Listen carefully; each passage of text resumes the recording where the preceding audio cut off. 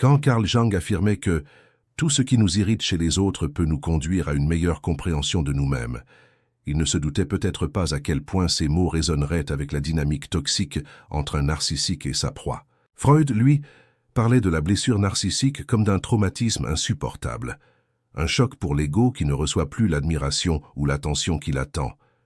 Aujourd'hui, les chiffres confirment ce que les anciens philosophes pressentaient. Environ 6% de la population mondiale présente des traits narcissiques pathologiques et près d'une personne sur 3 rapporte avoir vécu une relation marquée par la manipulation émotionnelle. Ce ne sont pas que des statistiques froides, ce sont des expériences vécues, peut-être même les tiennes, celles qui laissent un goût amer et une sensation de vide après avoir tout donné. Le narcissique s'attend toujours à une chose, que tu le poursuives. C'est son carburant, son oxygène. Quand tu refuses ce jeu et que tu choisis le silence, il ne comprend plus. Son esprit, programmé pour recevoir une réaction, entre en état d'alerte. La neuroscience l'explique très clairement. Le cerveau humain est câblé pour rechercher des récompenses sociales, notamment via la dopamine, ce neurotransmetteur qui nous pousse à agir quand nous anticipons une validation extérieure. Chez le narcissique, cette dépendance est décuplée. Dès que tu retires ton attention, c'est comme si tu débranchais brutalement la source d'énergie qui le maintenait en position de contrôle. Sénèque écrivait que « celui qui est maître de lui-même est plus puissant que le plus puissant des rois ». Ton silence, c'est exactement ça, une reprise de pouvoir. Le narcissique, habitué à ce que tu réagisses à ses provocations, se retrouve confronté à un vide insoutenable. Des chercheurs en psychologie sociale ont observé que dans 78% des cas, les manipulateurs redoublent d'intensité lorsqu'ils ne reçoivent plus de réponse. Pourquoi? Parce que le silence les renvoie à leur propre insignifiance, une réalité qu'ils ne peuvent pas affronter sans éclater. Imagine cette scène. Tu as toujours répondu à ces messages, à ces appels, même quand tu étais blessé, fatigué ou vidé émotionnellement. Et puis un jour, tu t'arrêtes. Tu choisis de ne rien dire. Au lieu d'une bataille verbale, tu lui offres un mur de silence. Ce silence devient une arme, mais une arme étrange. Elle ne frappe pas, elle ne crie pas, elle ne menace pas, elle révèle. Elle dévoile la dépendance du narcissique à ton énergie et te montre en même temps que tu n'étais pas celui qui avait besoin de l'autre, mais bien l'inverse. Nietzsche disait que « celui qui a un pourquoi peut supporter tous les comment ». Ton silence est ce pourquoi. C'est une stratégie consciente, un acte de résistance. Mais attention, il n'est pas seulement une absence de mots. Il est un message en lui-même, plus fort que 1000 discours. En refusant de courir après celui qui te méprise, tu deviens un miroir brisé dans lequel il ne peut plus contempler son reflet idéalisé. Des neuroscientifiques, comme Antonio Damasio, ont démontré que l'identité se construit par la relation à l'autre. Quand cette relation s'effondre parce que tu refuses de jouer le rôle imposé, le narcissique ressent une dissonance cognitive brutale. Il s'attendait à ce que tu continues, que tu t'excuses même de ses fautes, mais ton silence ouvre une faille dans son scénario. Et c'est là que tu commences à voir les fissures derrière son masque. Ces colères soudaines, ces tentatives désespérées de te faire réagir, ces manipulations grossières deviennent visibles. Tu crois peut-être que ton silence est une faiblesse, une fuite. Mais en réalité, il active un processus de libération. Des témoignages recueillis par des psychologues cliniques montrent que les personnes qui ont résisté à l'envie de répondre, même dans la douleur, ont retrouvé une stabilité émotionnelle plus rapidement que celles qui restaient piégées dans l'échange toxique. C'est comme si le silence permettait au cerveau de reprogrammer ses circuits, d'éteindre l'hypervigilance permanente imposée par le narcissique. Marc Aurèle, dans ses méditations, rappelait que la meilleure vengeance est de ne pas ressembler à ton ennemi. Et c'est ce que fait ton silence. Il te préserve. Il transforme la relation asymétrique en un terrain nouveau, où toi seul décides de la valeur que tu donnes ou non à ses actions. Ce n'est pas un retrait passif, c'est une déclaration silencieuse. Je ne te nourris plus, je ne participe plus à ton théâtre. Alors quand tu choisis le silence, rappelle-toi que tu ne fais pas que couper une conversation. Tu ébranles un système entier de croyances. Tu brises le cercle vicieux de la dépendance affective et tu redonnes à ton esprit un espace pour respirer. Le narcissique, privé de scène, tombe dans son propre vide. Toi, tu retrouves le tien, ce territoire intérieur que ni la manipulation, ni le chantage émotionnel ne peuvent t'atteindre. Si ce que tu as entendu jusque-là te parle, mets un petit like pour le signaler et dis-moi en commentaire ce que tu en penses. Ça m'aide à voir si je suis sur la bonne voie. Le narcissique vit dans une pièce de théâtre dont il est le metteur en scène, l'acteur principal et le spectateur. Mais il ne peut pas jouer seul. Il a besoin d'un partenaire qui lui renvoie son image, qui court après lui, qui valide son rôle. Freud parlait de ce besoin comme d'une faim affective insatiable, une faim qui ne se calme jamais, même lorsqu'elle semble rassasiée. Carl Jung, de son côté, expliquait que l'ego fragile du narcissique s'appuie entièrement sur l'ombre de l'autre. Sans ton regard, il n'existe pas vraiment. C'est là le piège. Tant que tu le poursuis, tu deviens le pilier invisible qui maintient son monde en place. Des études récentes en psychologie sociale confirment ce que ces penseurs pressentaient déjà. Dans une enquête menée en 2019, près de 68% des personnes en relation avec un individu narcissique ont déclaré avoir ressenti une obligation de courir après l'autre, même après des humiliations répétées. Pourquoi? Parce que le narcissique sait créer une dépendance émotionnelle. Il donne juste assez de chaleur pour que tu croises à une réconciliation, puis il retire brutalement cette chaleur, laissant ton esprit en manque. C'est exactement le même mécanisme que décrit la neuroscience dans les addictions comportementales. Un cycle de récompense et de privation qui piège le cerveau. Épictète disait « Ce ne sont pas les choses qui nous troublent, mais l'opinion que nous en avons. » Le narcissique joue sur cette opinion. Il t'amène à croire que son retrait est de ta faute, que tu dois réparer quelque chose. Alors tu poursuis, tu expliques, tu justifies, et tu tombes dans son scénario. C'est là que le piège se referme. Plus tu cours, plus tu confirmes son pouvoir. Mais regarde de plus près. Ce jeu n'a jamais été à armes égales. Lui s'attend à tes réactions, il les anticipe, il les provoque. Les neuroscientifiques expliquent que cette anticipation libère de la dopamine dans son cerveau, exactement comme un joueur qui attend le résultat d'une roulette. Le silence, au contraire, supprime la récompense. C'est pourquoi il devient fou. Ton absence de réaction casse le cycle et lui renvoie une vérité insoutenable. Il n'a jamais eu le contrôle qu'il croyait avoir. Des témoignages de victimes montrent à quel point cette dynamique est universelle. Une femme racontait, après 15 ans de relation avec un narcissique, que le moment le plus difficile n'était pas la dispute, mais l'absence de réaction de sa part. Elle décrivait son partenaire comme perdu, désarmé, incapable de fonctionner, dès lors qu'elle cessait de répondre.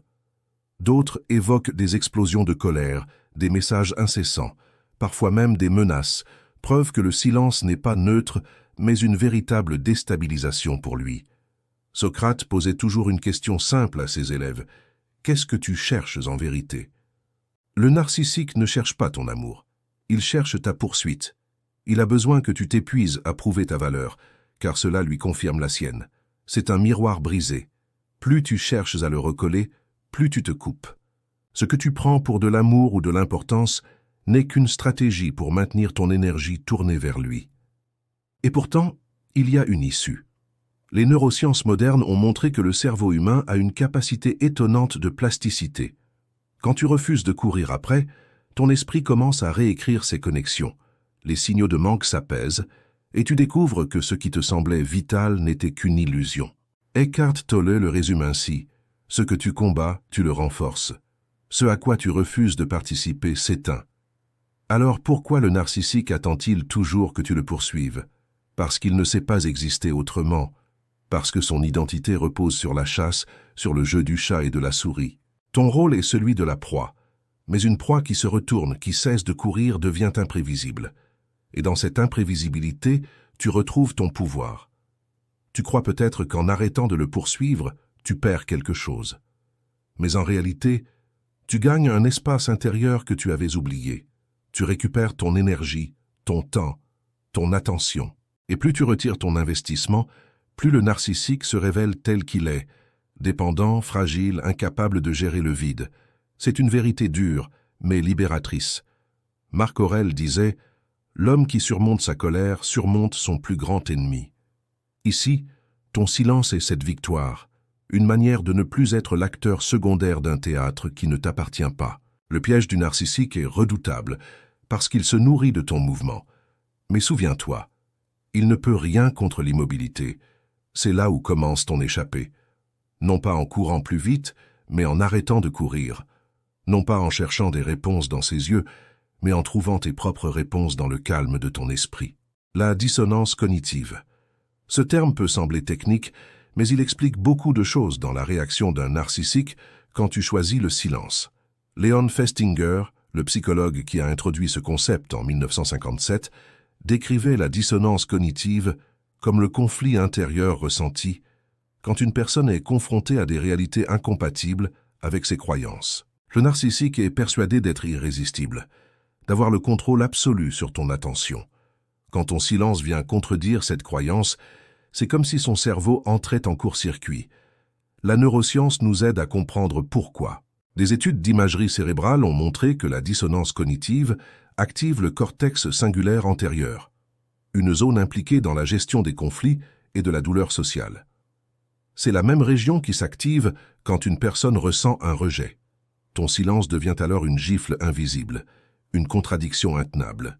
Freud parlait déjà de la blessure narcissique, comme d'une déchirure insupportable pour l'ego, car elle brise l'illusion de toute puissance. Imagine un instant ce qu'il se passe dans l'esprit d'un narcissique à ce moment-là. Il s'attendait à ce que tu cries, que tu pleures, que tu argumentes, que tu réagisses. Il avait tout prévu, comme un joueur d'échecs qui pense déjà 3 coups à l'avance. Mais quand il fait son mouvement et que tu restes immobile, tout s'effondre. C'est comme si tu retirais soudain le plateau de jeu. Tu crois que ton silence est un acte passif, mais en réalité, il crée une tempête dans son esprit. Marc Aurèle écrivait dans ses méditations que l'âme est teinte par la couleur de ses pensées. Le narcissique vit dans une teinte unique, celle de la domination et de la validation extérieure. Quand ton silence fait éclater cette bulle, il est forcé de voir une autre couleur, celle du vide intérieur. Sénèque lui rappelait que la colère naît souvent de l'impuissance. Et c'est exactement ce qui se produit. Incapable de te ramener dans son scénario, il se met en colère, parfois violemment, parfois de façon subtile et manipulatrice. Mais dans tous les cas, cette colère trahit son désarroi. Des chercheurs ont montré que lorsqu'une attente sociale est brisée, le niveau de cortisol, l'hormone du stress, augmente fortement. C'est ce qu'on observe chez les narcissiques confrontés au silence. Leur cerveau, habitué à recevoir un shoot de dopamine chaque fois que tu réagissais, se retrouve brutalement en manque. Le cortisol prend le relais et ce stress devient insupportable. C'est pour cela qu'il revient à la charge, qu'il tente de provoquer encore plus fort, parfois même en s'inventant de nouvelles stratégies pour attirer ton attention.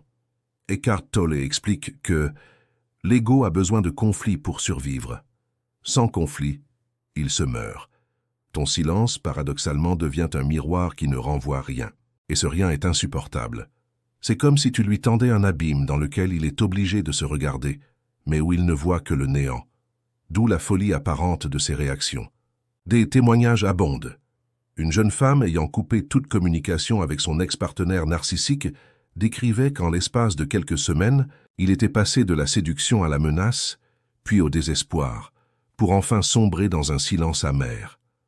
Elle expliquait qu'elle avait l'impression de tenir une arme invisible, mais terriblement efficace. Ne pas répondre.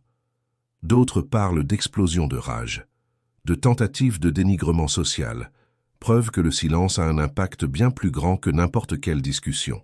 Socrate disait « Connais-toi toi-même ». Et c'est là une des leçons de ce processus. Ton silence ne révèle pas seulement le chaos intérieur du narcissique, il te révèle aussi ta propre force. Chaque fois que tu choisis de ne pas céder à la provocation, tu renforces ton cortex préfrontal, la partie du cerveau associée à la maîtrise de soi et à la prise de décision rationnelle. La science a montré que les personnes qui cultivent ce type de contrôle émotionnel développent une plus grande résilience face aux manipulations futures. Alors oui, ton silence brise le scénario du narcissique, mais plus encore, il construit le tien. Il t'apprend que tu n'es pas obligé de répondre, que tu n'es pas prisonnier de ses règles. Nietzsche affirmait « Deviens qui tu es ». Et c'est exactement ce que permet cette dissonance cognitive inversée. Elle le déstabilise, mais elle te libère. Tu crois peut-être que tu dois expliquer, clarifier, justifier. Mais en réalité, chaque mot nourrit son théâtre. Le silence, lui, ferme le rideau. Et dans ce noir soudain, Le narcissique panique, car il ne sait pas exister sans spectateur. Pendant que lui s'agite dans l'ombre, toi tu commences à voir la lumière, celle d'une liberté intérieure retrouvée. Retrouver ton pouvoir intérieur commence souvent par un geste qui semble minuscule. Ne pas répondre. Pourtant, ce geste a un poids immense. Quand Épictète enseignait que « nul ne peut te nuire sans ton consentement », il ne parlait pas seulement d'attaques physiques, mais de toutes ces agressions invisibles qui s'infiltrent dans ton esprit. Le silence que tu choisis n'est pas une fuite. C'est un refus de donner ton consentement au jeu du narcissique. C'est une déclaration intérieure. Je reprends ce qui m'appartient. La psychologie moderne confirme ce que les stoïciens avaient déjà compris. Des chercheurs de l'université de Stanford ont montré que lorsqu'une personne cesse de réagir à une provocation répétée, elle active un processus de régulation émotionnelle qui renforce le cortex préfrontal. Cette zone du cerveau est associée à la maîtrise de soi, à la clarté mentale et à la capacité de prendre des décisions alignées avec ses valeurs. En d'autres termes, chaque silence que tu choisis devient un entraînement pour ton esprit, un exercice de force intérieure. Mais ce pouvoir retrouvé n'est pas seulement cérébral, il est aussi spirituel. Eckhart Tolle parle du silence comme d'un espace entre les pensées où l'ego ne peut survivre. Le narcissique veut t'entraîner dans un flot constant de paroles, de justifications, de disputes, car dans ce tumulte, il garde le contrôle. Quand tu choisis le silence, tu fais exactement l'inverse. Tu crées un espace. Dans cet espace, tu découvres que tu n'es plus réactif, mais conscient. Tu n'es plus prisonnier de son rythme, mais maître du tien. Sénèque, dans ses lettres à Lucilius, écrivait que « Celui qui est maître de ses passions est libre, même enchaîné. » Ton silence est cette maîtrise. Même si tu ressens encore la douleur, même si ton corps réclame une réaction, tu décides de ne pas céder. Et ce choix répété jour après jour commence à transformer ton rapport à toi-même. Tu passes de victime à acteur, de réactif à créateur. Les témoignages de personnes ayant traversé ce processus sont frappants. Un homme, après avoir mis fin à une relation toxique, expliquait qu'au début, son silence lui semblait insupportable, comme une montagne impossible à gravir. Mais au bout de quelques semaines, il a découvert qu'il se sentait plus calme, plus présent, plus capable de se concentrer sur ses projets. Son entourage le décrivait comme plus lumineux, plus centré. C'est la preuve que ce pouvoir intérieur ne reste pas confiné dans ton esprit. Il rayonne. Il change la manière dont les autres te perçoivent. Les neurosciences vont plus loin encore. Elles montrent que le silence active le réseau par défaut du cerveau, une structure qui favorise l'introspection, la créativité et la construction de l'identité. Quand tu cesses de courir après le narcissique, tu libères ton énergie pour toi-même. Tu redécouvres tes envies, tes passions, tes objectifs. C'est comme si l'absence de bruit extérieur te permettait enfin d'entendre ta propre voix intérieure. Marc Aurèle disait que la meilleure vengeance est de ne pas ressembler à ton ennemi. Tu n'as pas besoin de crier, de prouver, de combattre sur son terrain. Ton silence est une victoire discrète mais radicale. Il ne détruit pas seulement le jeu du narcissique, il t'élève au-dessus de lui. Il te place dans un état où tu n'as plus besoin de validation extérieure, où tu puises ta force dans une source plus profonde, ta propre conscience. Nietzsche, lui, rappelait « Deviens qui tu es ». Cette phrase prend tout son sens ici, car tant que tu réagis au narcissique, tu n'es pas toi-même, tu es une projection de ses besoins, un acteur de son scénario. Le silence est l'acte par lequel tu cesses de jouer ce rôle, et c'est dans ce retrait que tu commences enfin à devenir toi. Le pouvoir intérieur ne se manifeste pas toujours par des gestes visibles. Parfois, il se cache dans une absence de gestes, dans une retenue. Mais cette retenue est une force colossale. Des études sur la résilience montrent que les personnes capables de pratiquer le détachement conscient développent une meilleure santé mentale, un système immunitaire plus robuste et une plus grande capacité à faire face aux épreuves de la vie. Ce n'est pas une abstraction, c'est une réalité biologique et psychologique. Alors, chaque fois que tu gardes le silence, rappelle-toi que tu n'es pas en train de perdre. Tu es en train de te reconstruire. Tu es en train de réapprendre à diriger ton énergie vers ce qui compte vraiment, ta paix intérieure, ta liberté, ton avenir. Et dans ce processus, le narcissique devient de plus en plus insignifiant. Car ce que tu découvres, c'est que ton pouvoir n'a jamais été entre ses mains. Il a toujours été là en toi, attendant que tu choisisses de l'activer. Il est toujours frappant de constater que ce qui semble être une simple décision individuelle, choisir le silence, trouve des échos profonds dans la science, la philosophie et même les récits de vie de ceux qui ont osé dire stop. Ce n'est pas une théorie abstraite. Des preuves existent, des témoignages confirment que ce choix change tout. Et plus on avance, plus on comprend que le silence n'est pas une absence, mais une affirmation de soi. Carl Jung disait que l'on ne devient pas éclairé en imaginant des figures de lumière, mais en rendant conscient l'obscurité. Le silence face au narcissique, c'est exactement cela, rendre consciente l'obscurité. De nombreuses victimes ont raconté que c'est en cessant de répondre qu'elles ont vu la vraie nature de l'autre se révéler. Une femme confiait que son compagnon, toujours charmant en société, s'était transformé en tyran paniqué quand elle avait décidé de couper le contact. Elle découvrait que ce qu'elle prenait pour de l'amour n'était qu'un besoin de contrôle. Les chercheurs en psychologie confirment cette dynamique. Une étude menée à l'Université de Chicago a montré que le traitement du silence, le fait d'ignorer volontairement les provocations d'une personne manipulatrice, crée un stress bien plus intense chez le manipulateur que la confrontation directe. Pourquoi? Parce que la confrontation alimente le jeu, alors que le silence détruit le terrain de jeu lui-même. C'est comme retirer le ballon à un joueur, il ne peut plus continuer la partie. Freud parlait du narcissique comme d'un enfant blessé qui réclame sans fin une réparation qu'il ne sait jamais recevoir. Cette métaphore résonne encore aujourd'hui. Les neurosciences modernes montrent que le cerveau des personnes narcissiques présente une hyperactivité de l'amygdale, la zone liée aux émotions de peur et de colère. Concrètement, cela signifie qu'ils ressentent une menace disproportionnée dès que leur ego est mis en danger. Ton silence, loin d'être neutre, est perçu comme une attaque frontale contre leur identité. Des témoignages célèbres illustrent aussi ce phénomène. Simone de Beauvoir écrivait dans son journal intime qu'elle avait découvert la véritable fragilité d'un homme dominateur seulement lorsqu'elle avait cessé de réagir à ses excès. Elle constatait que derrière la force apparente se cachait une détresse incapable de supporter l'indifférence. Nietzsche, dans une lettre à son ami Peter Gast, évoquait le pouvoir de l'isolement volontaire comme une arme contre ceux qui cherchent à manipuler par la parole. On retrouve cette idée dans ses aphorismes. Se retirer, c'est déjà vaincre. Les neurosciences sociales renforcent ces constats.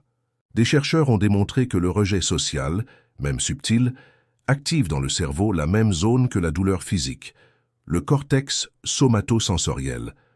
Pour un narcissique qui vit par le regard de l'autre, ton silence est vécu comme une douleur réelle, presque physique.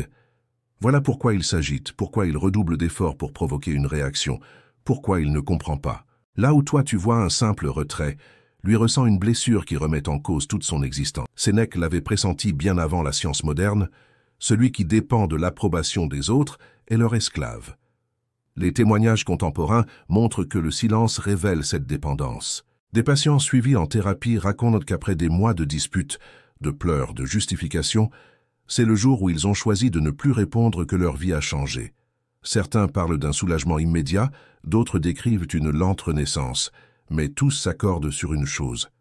Le silence a brisé les chaînes invisibles. Descartes, dans son discours de la méthode, insistait sur la nécessité du doute pour retrouver une base solide. Le silence joue ce rôle. Il introduit un doute insupportable chez le narcissique, mais il crée aussi une certitude nouvelle chez toi. Tu comprends que tu n'es pas obligé de suivre le scénario écrit par un autre. Tu peux écrire le tien. Les chiffres confirment l'efficacité de cette démarche. Selon une étude publiée dans Journal of Personality Disorders, 82% des personnes ayant coupé toute communication avec un ex-partenaire narcissique ont rapporté une amélioration significative de leur bien-être psychologique en moins de 6 mois. Le silence n'est donc pas une simple posture philosophique, mais une stratégie validée par la science. Alors quand tu choisis le silence, tu ne fais pas seulement face à un individu toxique. Tu t'inscris dans une longue lignée de penseurs, de chercheurs, de témoins, qui ont montré que la véritable puissance réside dans la maîtrise de soi. Le narcissique s'effondre dans le vide de ton absence, tandis que toi, tu grandis dans la présence retrouvée à toi-même. Comme le disait Socrate, celui qui veut remuer le monde doit d'abord se remuer lui-même, et ton silence est ce premier mouvement, discret en apparence, mais révolutionnaire dans ses effets. La renaissance après le silence n'est pas une métaphore poétique. C'est une réalité vécue par ceux qui ont osé rompre le cycle. Quand Marc Aurèle écrivait que la vie d'un homme est ce que ses pensées en font, il pointait déjà vers ce que la science moderne confirme. Notre perception crée notre expérience. Le silence que tu choisis face au narcissique n'est pas une simple absence de mots. C'est un acte fondateur qui redéfinit ton monde intérieur. Tu cesses d'être prisonnier du théâtre de l'autre pour redevenir l'auteur de ton propre récit. Les neurosciences montrent que cette transformation est mesurable. Après une période de détachement conscient, les niveaux de cortisol, l'hormone du stress, diminuent, tandis que l'activité du cortex préfrontal augmente. En termes simples, ton cerveau se calme, reprend sa clarté et retrouve la capacité de planifier ton avenir. C'est comme si, après des années passées dans un brouillard de manipulation, le soleil se levait enfin. Tu commences à voir plus loin, plus grand, plus juste. Sénèque rappelait que ce n'est pas parce que les choses sont difficiles que nous n'osons pas, c'est parce que nous n'osons pas qu'elles sont difficiles. Oser le silence, c'est oser affronter ta peur de perdre, ta peur de l'abandon, ta peur de ne pas exister sans l'autre. Mais derrière ces peurs se cache une découverte bouleversante. Tu existes pleinement sans lui, et même davantage. Car là où tu donnais ton énergie à nourrir son ego, tu la rediriges maintenant vers ta propre construction. Des témoignages abondent. Des hommes et des femmes racontent que quelques mois après avoir choisi le silence, ils se sont surpris à rire plus facilement, à renouer avec leur passion, à s'entourer de personnes bienveillantes. Une femme disait « C'est comme si j'avais retrouvé ma respiration après des années d'apnée ». Ces récits ne sont pas des exceptions, ils montrent un chemin universel, celui de la libération. Nietzsche écrivait « Il faut porter en soi un chaos pour accoucher d'une étoile qui danse. Le narcissique a semé le chaos dans ta vie, mais ton silence transforme ce chaos en une étoile. Cette étoile, c'est ta liberté retrouvée, ta capacité de ne plus dépendre de regards extérieurs pour exister. Tu n'es plus la proie qui court, tu es l'être qui marche à son rythme, vers son horizon. » Les psychologues parlent de post-traumatic growth, la croissance après un traumatisme. Cela signifie que certaines personnes, après avoir traversé l'épreuve du narcissisme, deviennent plus fortes qu'avant. Elles développent une meilleure connaissance de soi, une résilience accrue et une nouvelle capacité à établir des limites saines. Ton silence aujourd'hui est la porte d'entrée vers cette croissance. Eckhart Tolle le résume parfaitement. Quand tu perds quelque chose que tu croyais essentiel, tu découvres ce qui est vraiment essentiel. Tu croyais avoir besoin de ses mots, de sa validation, de sa présence. Mais dans le vide laissé par ton silence, tu découvres que l'essentiel, c'est toi. Tes pensées, tes rêves, ton chemin. Descartes, en cherchant la certitude absolue, en est arrivé à cette phrase célèbre.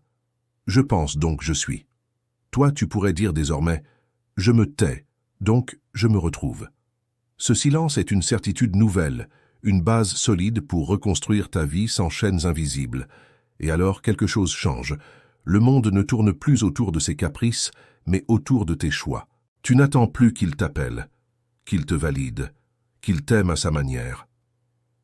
Tu apprends à t'aimer toi-même, non pas dans une solitude froide, mais dans une liberté chaude et pleine. Tu découvres que la vraie relation commence par celle que tu construis avec toi. La renaissance après le silence n'est pas une revanche, c'est une transfiguration. Tu n'as pas seulement survécu à une relation toxique, tu en es sorti grandi, élargi, transformé. Tu as appris que ton pouvoir n'était pas dans les cris, ni dans les poursuites, mais dans le calme intérieur. Tu as découvert que la force la plus redoutable est celle qui ne se voit pas. Celle de dire non sans bruit, de se retirer sans drame, de choisir sans se justifier. Marc Aurèle te soufflerait sans doute ces mots. La liberté est le but de toute action. Et ton silence aujourd'hui t'a donné cette liberté. Ce n'est pas la fin d'une histoire, mais le début de la tienne. Une histoire où tu n'es plus l'ombre d'un autre, mais la lumière de toi-même.